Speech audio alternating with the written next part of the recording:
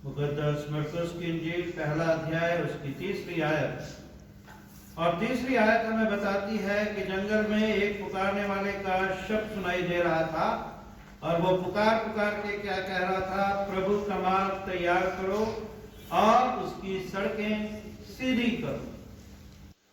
प्रभु का मार्ग यानी कि वो कह रहा है दूत परमेश्वर के मार्ग की बात नहीं कर रहा, वो बात कर रहा है हम अपने जीवन के मार्ग को जांचें, किस चाल किस रास्ते पर हम किस तरीके का जीवन व्यतीत कर रहे हैं और उसकी सड़कें सीधी करो।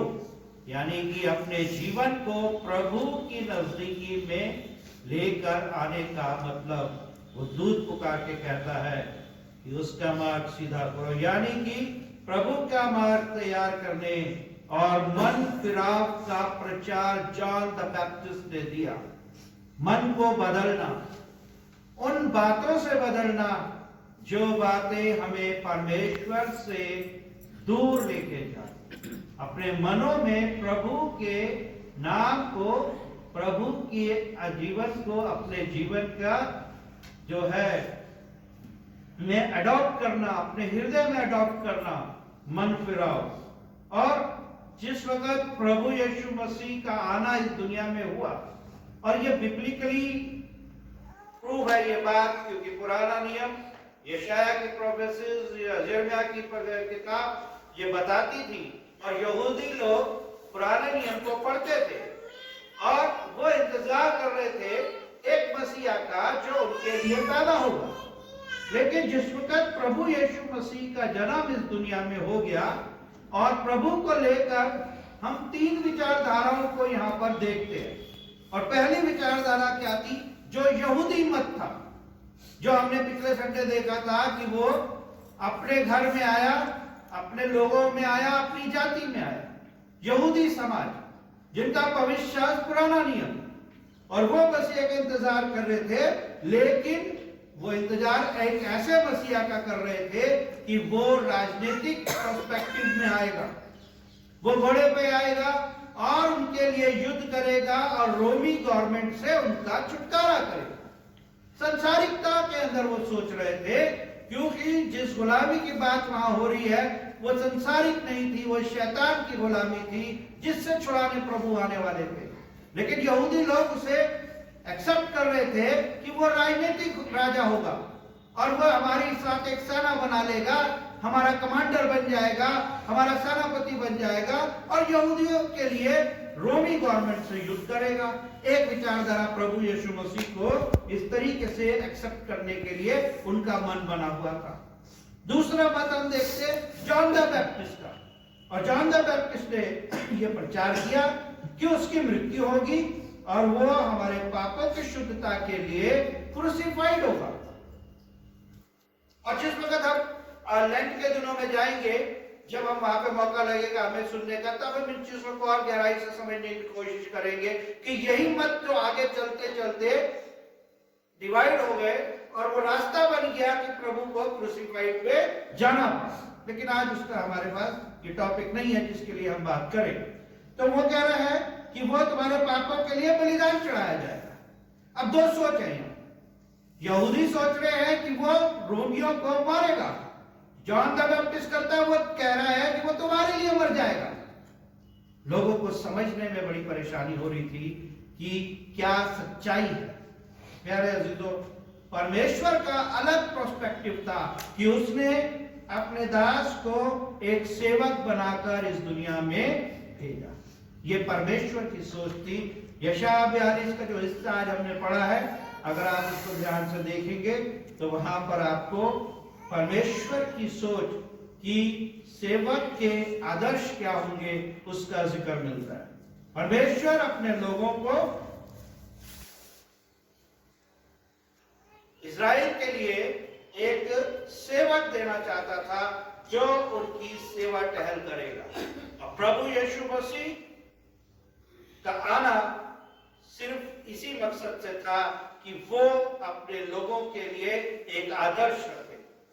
वो सच्चाई से न्याय चुकाएगा, वो थकेगा नहीं, परमेश्वर उसका हाथ थामे रहेगा, अंधकार से ज्योति में ले जाएगा, अंधों को आंखें देखा, वगैरह वगैरह जो आपके बीच में पढ़ा गया, आप उसे पढ़ सकते हैं घर जाकर। और प्रभु का वचन कहता है ऐसे दास, ऐसे सेवक, चुने हुए लोगों से, विश्वासियों से परमेश्वर प्रसन्न है।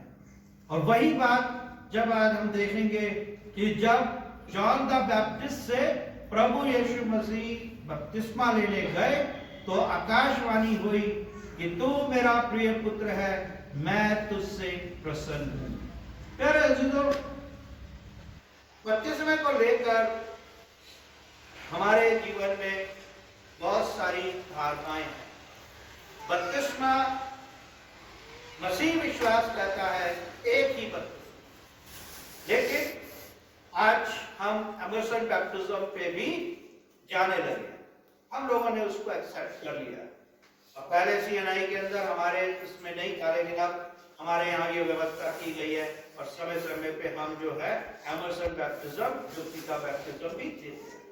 लेकिन हम क्या कभी इस बात को समझते हैं कि एक बपतिस्मा हमारा बचपन में हो गया और उसके बाद जब हम बड़े होके इमर्सन बैप्टिज्म के लिए आ रहे हैं, उस बैप्टिज्म का अर्थ क्या है? जो लोग यूहन्ना को जानते थे, उनके लिए यूहन्ना ही वो आने वाला मसीह बना। उनकी सोच ऐसी बन गई कि जॉन द बैप्टिस्ट वो अभिषिक्त मसीहा है जिसे परमेश्वर ने हमारे लिए भेजा। और वहां पे जॉन द बैप्टिस्ट इस बात को साफ साफ कह देते हैं कि जो मेरे बाद आने वाला है, 7वीं आयत, पहला मरकुस के पहले अध्याय की 7वीं आयत, जो मेरे बाद आने वाला है, जो मुझसे शक्तिमान है, मैं इस योग्य नहीं कि झुककर उसके जूतों का बंद खोलूं। मैं तो तुम्हें जल से बपतिस्मा देता हूं, वो पवित्र आत्मा से तुम्हें बपतिस्मा देगा। जॉन द बैप्टिस्ट ने कहीं भी लोगों को मिसगाइड नहीं किया। जॉन द बैप्टिस्ट का प्रचार कहीं भी उसने ये दावा नहीं किया कि वो अभिषिक्त मैं हूं। उसने कहा मेरे बाद आने वाला है। लेकिन सच्चाई ये थी कि कौन आने वाला है, इसके बारे में जॉन द बैप्टिस्ट भी खुद नहीं जानता था कि वो अभिषिक्त जो आने वाला था वो कौन है, कहां है। और ये सारी चीजें जो हैं इकट्ठी होती चली गई, लेकिन ये सारी चीजों का खुलासा जब हुआ जब प्रभु यीशु मसीह का बपतिस्मा किया गया। प्यारे अजीजों, लूका के इंजील 3 अध्याय की 16वीं आयत अगर हम देखें, वहां पर हमें मिलता है कि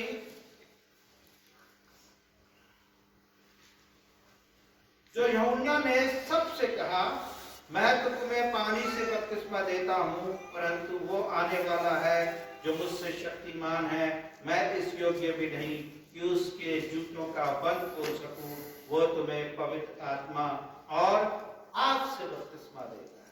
यह दो चीजें हैं। मरकुस की इंजील हमें बताती है कि वो तुम्हें पवित्र आत्मा से बपतिस्मा देगा, लेकिन लूका की इंजील इसी बात को बताती है कि वो तुम्हें पवित्र आत्मा और आग से बपतिस्मा देगा। आग जो कि प्यूरिफाइड करती है। एक अगर संस्कृत की हम एक चीज सुनते हैं तो उसमें एक बात बोला जाता है कि भ्रम सत्य जगत मिथ्या। सच्चाई आग है। आग हर एक चीज को प्यूरिफाइड कर देती है, यानी जो भी चीज आग में जाता है वो आग में समा जाता है। पवित्र आत्मा और आग से बपतिस्मा देगा, और ये स्टेटमेंट हमें लूका के इंजील से साफ साफ मिलती है। और जब प्रभु यीशु मसीह का बपतिस्मा किया गया, लूका 3:22 हमें बताता है आकाश खुल गया और पवित्र आत्मा कबूतर की नाई प्रभु यीशु मसीह को उतरा, और ये भविष्यवाणी हुई कि ये मेरा प्रिय पुत्र है, मैं इससे प्रसन्न हूं।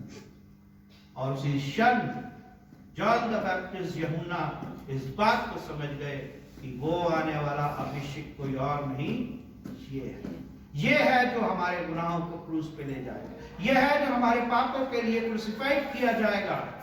और उसी के साथ ये बात जो है यहूदी समाज में भी फैलने लग गई कि वो अभिषेक मसीहा कहीं बाहर नहीं, हमारे बीच में रहने वाला बड़ई का बेटा, यूसुफ का बेटा है, और प्रभु यीशु मसीह की यहाँ से मिनिस्ट्री का आरंभ हुआ। वो काम जो परमेश्वर का बेटा हमारे लिए करने आया था, वो काम प्रभु के बपतिस्मे के बाद शुरू हुआ। प्रभु का बपतिस्मा इस बात की गवाही बना कि वो स्वयं परमेश्वर का बेटा है जो हमारे लिए इस दुनिया में आया। प्यारे अजीजों, यशायाह 42 का दास हमें प्रभु के जीवन के उस आचरण को बताता है कि वो कैसा होगा। वो कोई तलवार लेकर आने वाला नहीं है, वो युद्ध नहीं करेगा, वो लड़ाई नहीं करेगा, वो लहू नहीं बहाएगा किसी का, लेकिन वो अपने लोगों के लिए अपना लहू बहाएगा। और ये बात जब क्लियर होती चली गई और सारी वो बातें प्रभु के बपतिस्मे के द्वारा से पूरी होती हुई लोगों के सामने जो है प्रकट हुई। यशायाह का 42 अध्याय जो कहता है दुख उठाने वाला दास, यशायाह का 11वां अध्याय बताता है वो शांति का राजकुमार होगा। यशायाह 53 बताता है हमें मानवता के लिए के पापों के उद्धार के लिए अपने प्राणों का वो मोल चुकाने वाला होगा। पिता कहता है ऐसे बेटे से मैं खुश हूं जो मेरा आज्ञाकारी है। और परमेश्वर का वचन बताता है यशायाह 11वें अध्याय की दूसरी आयत, यहोवा का आत्मा बुद्धि और समझ का आत्मा, ज्ञान और यहोवा के भय का आत्मा, मुक्ति और पराक्रम का आत्मा उस पर ठहरा रहेगा। ये सारी चीजें, सारी बातें क्लियर कर दी गई जॉन द बैप्टिस्ट के द्वारा प्रभु के बपतिस्मे पे। और प्रभु ने ये कहा कि मैं इससे प्रसन्न हूं क्योंकि ये मेरा आज्ञाकारी बेटा है। अब ये तो बात हमने प्रभु के बपतिस्मे के द्वारा से, प्रभु का बपतिस्मा हमें क्या बताता है हमने जाना। समझने की बात यह है कि आज हम बैप्टिज्म पे बहुत ज्यादा जोर देते हैं। मसीह विश्वास सीएनआई के अंदर हम लोग जैसे हमारा बच्चा 1 साल का है, 6 महीने का, तो हम बैप्टाइज करते हैं, बपतिस्मा में लेके आते हैं और माँ बाप वादे करते हैं। और वो वादे इसलिए किए जाते हैं कि वो परमेश्वर के सामने ये वादा करते हैं कि ये बच्चा जो तूने हमें दिया है, इसको एक मसीह आदर्श बच्चा बनाने की जिम्मेदारी हमारी है, हम अपने ऊपर लेते हैं। इसे अच्छी शिक्षा देंगे, इसको हम मसीह शिक्षा देंगे, इसको अच्छा आचरण इसके अंदर पैदा करेंगे, इसको नैतिकता के गुण सिखाएंगे ताकि ये परमेश्वर की महिमा प्रकट करे। ये सारे कमिटमेंट हम जो है माँ बाप होने के नाते करते हैं। लेकिन जब इमर्शन बैप्टिज्म हम लेते हैं, बड़े होकर डुबकी का बपतिस्मा, वहां कोई माँ बाप नहीं होता। अगर आपने कभी ध्यान दिया होगा, जब हम डुबकी का बपतिस्मा करते हैं वहां कमिटमेंट खुद जो कैंडिडेट है वो करता है, वो खुद कहता है। अब प्रभु यीशु मसीह का बपतिस्म हुआ और वो पानी के अंदर गए और जब ऊपर निकले पवित्र आत्मा ने उनको ब्लेस किया, कबूतर उसके ऊपर, कबूतर के नहीं पवित्र आत्मा उतरा। जब हम इमर्शन बैप्टिज्म करते हैं तो हम अपने उस जीवन को लेके जो हमने अभी तक जिया है, अच्छा है या बुरा है, उसको लेकर हम पानी के अंदर जब डूबते हैं और जब हम उस पानी से बाहर आते हैं, हमारा नया जन्म हो चुका, हम नए हो जाते हैं। लेकिन क्या हम इस गहराई को समझते हैं? लेकिन हम इस बात को देखते हैं कि हमने उस पवित्र विधि को, उस बैप्टिज्म को भी एक कंपटीशन बना दिया। हमारे ग्रुप में सबने ले लिया, पादी साहब मुझे भी करवाना है। लेकिन उसके पानी में डूबने के बाद हम पानी से जब बाहर आ गए, हमारा जीवन चाल, हमारा व्यवहार, हमारी बातचीत, हमारी सोच, उसमें कुछ भी नया नहीं होता। इसका मतलब कि पवित्र आत्मा ने हमारे को छुआ तो जरूर होगा, लेकिन हमने उसे पहचाना नहीं। प्रभु के बपतिस्मे पे कबूतर को देखकर यूहन्ना पहचान गया कि यही है वो अभिषिक्त मसीहा। लेकिन जब हमारा जीवन उसी पुराने रीति रिवाजों के अनुसार ही चलता रहता है, तो जब हमारा बपतिस्मा नहीं हुआ, हम वही चाल चल रहे हैं। और जब बपतिस्मा हो गया तब भी हम वही चाल कर रहे हैं। तो यूहन्ना कहता है अपने मार्गों को सीधा करो, अपनी सड़कें सीधी करो। बपतिस्मा हमारे लिए एक इंडिकेशन है प्यूरिफाइडनेस का, पवित्रता का। और एक मसीह जब प्रभु के नाम का बपतिस्मा ले लेता है उसका जीवन बदल जाता है। पवित्र आत्मा जब हमें छूता है हमारा जीवन बदल जाता है, हमारा जीवन बात करने लगता है, हमारे जीवन से मसीह प्रकट होने लगता है। यह है बैप्टिज्म का सही अर्थ। और हम जब यह बात को कहते हैं, जब मेरे पास कहते हैं आगे कि भाई साहब हमने बपतिस्मा करवाना, भाई तुम्हारा हुआ नहीं, हमें समझ अब आई है, ये क्वेश्चन होता है, ये सवाल करते हैं। नहीं भाई साहब हम समझे हैं बपतिस्मे की सीरियसनेस को, तब तो मम्मी पापा ने करा, हमें पता ही कुछ नहीं चला। लेकिन मैं आज इस वक्त को कहता हूं कि हम बपतिस्मे की उस सीरियसनेस को, चाहे वो बचपन में हमने ले लिया या हमने जवान होकर ले लिया, आज भी हम उसकी शुद्धता पवित्रता को नहीं समझते हैं। बपतिस्मे का पहला पत्रस 3 अध्याय की 21 आयत बताती है, शुद्ध विवेक से परमेश्वर के वश में हो जाने का अर्थ है बपतिस्म। शुद्ध विवेक है ना, शुद्ध विवेक हम समझ सकते हैं वो ऐसा जीवन जिसके अंदर किसी भी तरह की दुर्व्यवहार, किसी के लिए बुरी भावना, बुरी चीजें नहीं है, शुद्ध विवेक। और कुलुसियों 2:12 कहता है बपतिस्मा मसीह की उद्धारकारी मृत्यु में सहभागी होना है। उद्धारकारी मृत्यु यानी कि जब हम पानी में गए हम मर गए, वो जीवन मर गया जो पाप का था। इसीलिए हम इस बात को कहते हैं कि बिलीवर्स जो नए आ रहे हैं उनके लिए इमर्शन बैप्टिज्म जरूरी है। क्योंकि एक इंसान 30 साल का या 35 साल का किसी और धर्म को मान रहा है, किसी और मूर्ति को मान के आ रहा है, लेकिन उसको खुदा ने छुआ, उसका विश्वास आया और वो कहता है हमें बपतिस्मा दो। जरूरत है उसको डुबाने की, कि उसको डूबने की जरूरत है, क्योंकि उसका पूरा एक जीवन का सीमें ऐसी आराधकता में बीत गया जहां उसके ऊपर छिड़काव से शुद्धता की उसके ऊपर कोई असर नहीं होगा। डूबने के बाद जब वो निकलेगा, वो पुराना उसका 30 साल का 35 साल का जीवन उसने दे दिया प्रभु। अब वो क्या हुआ? अब वो प्रभु का चुना हुआ दास हो गया, प्रभु का बच्चा हो गया। और प्रभु के पवित्र आत्मा ने जब उसे छू दिया, अब उसका जीवन प्रभु की सेवा का जीवन बन गया। यानी कि सेवा का मतलब ये नहीं कि पादरी बन जाएगा वो, इसका मतलब ये कि अब उसके जीवन से परमेश्वर की बातें प्रकट होंगी। क्या आज मेरे और आपके जीवन से परमेश्वर की बातें प्रकट होती है? हम सब बैप्टाइज हैं। परमेश्वर कहता है हमारी पहचान जो है बपतिस्मे के बाद ये बनी कि हम मसीह कहलाते हैं।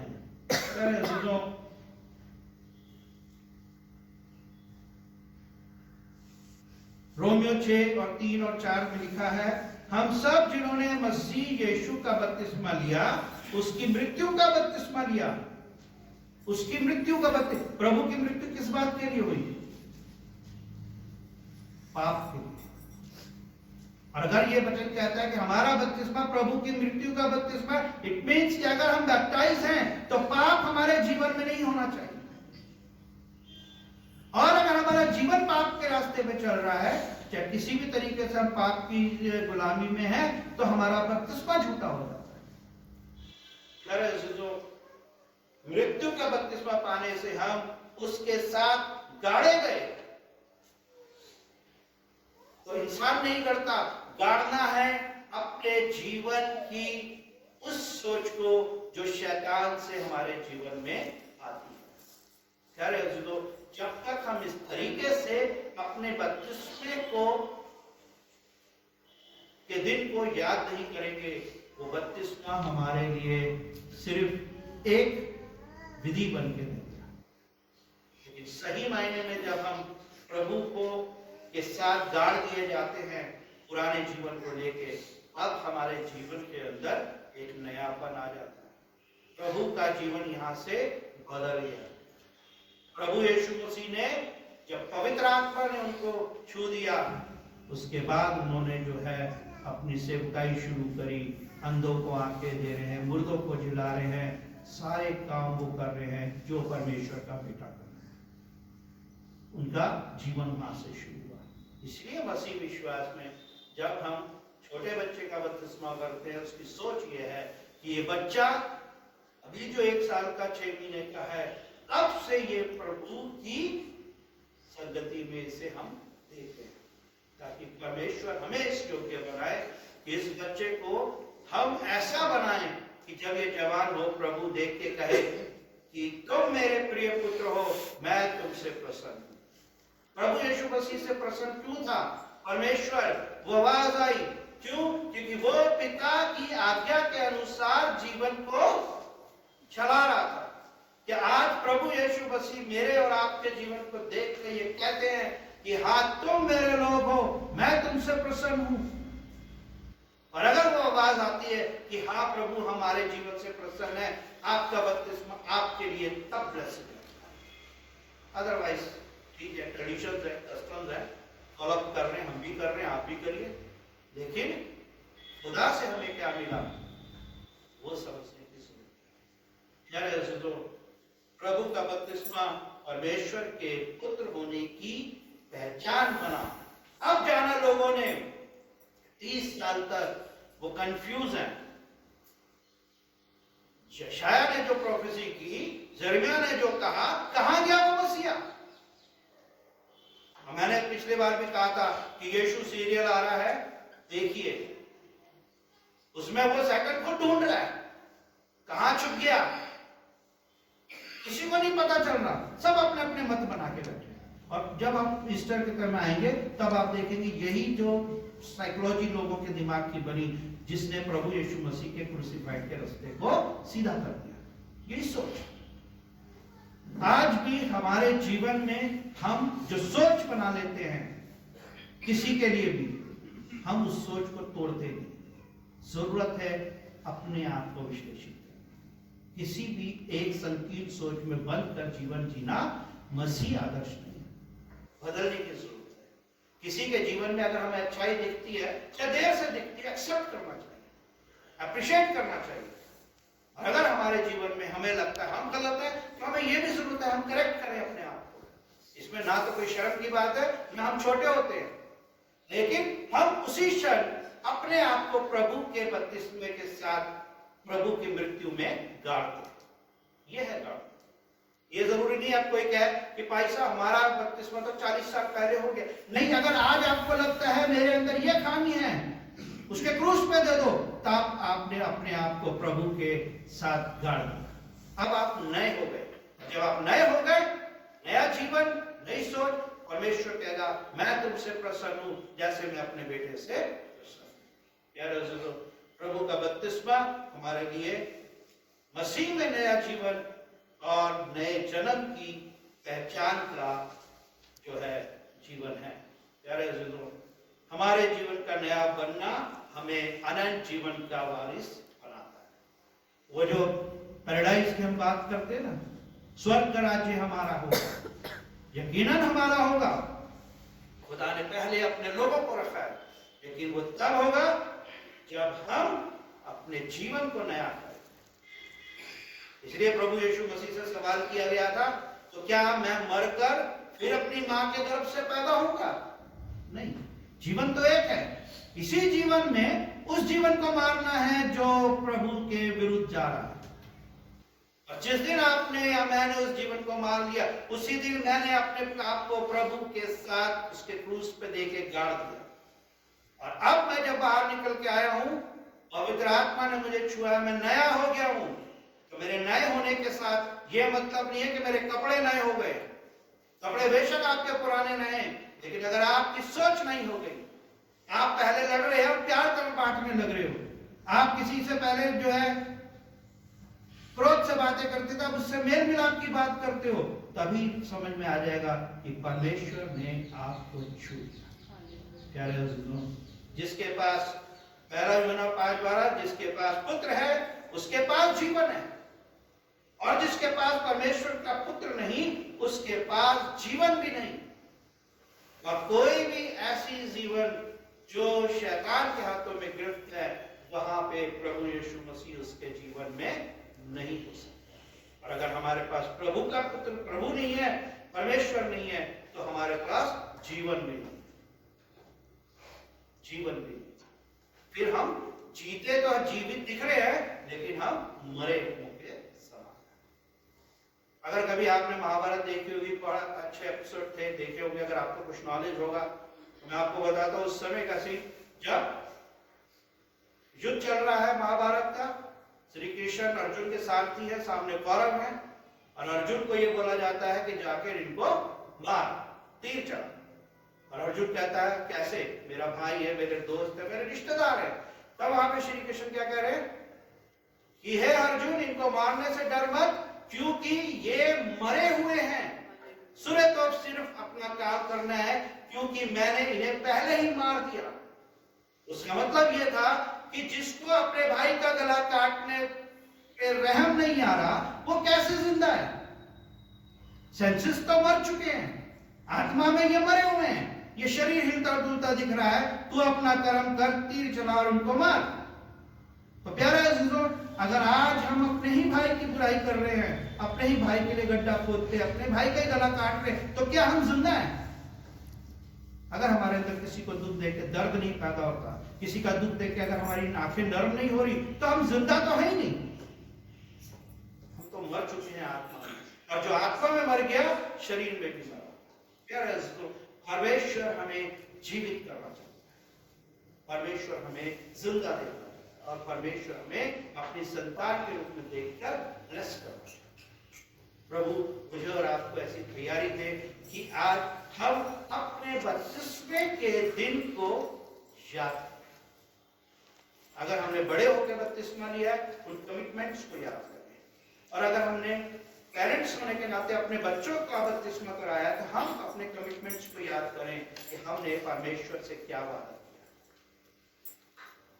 जब कहते हैं जब आंख खोले तब सवेरा, अगर आज मैं सच्चे मन से पश्चाताप कर लेता हूं, तो मेरा आज नया जन्म, परमेश्वर मुझे आज पवित्र आत्मा से छू लेगा, जैसे प्रभु यीशु मसीह को छुआ गया कि कबूतर पवित्र आत्मा के रूप में वहां पर। प्रभु आप सबको इन वचनों से आशीष दे, आमीन। आइए हम सब मिलकर अपने विश्वास वचन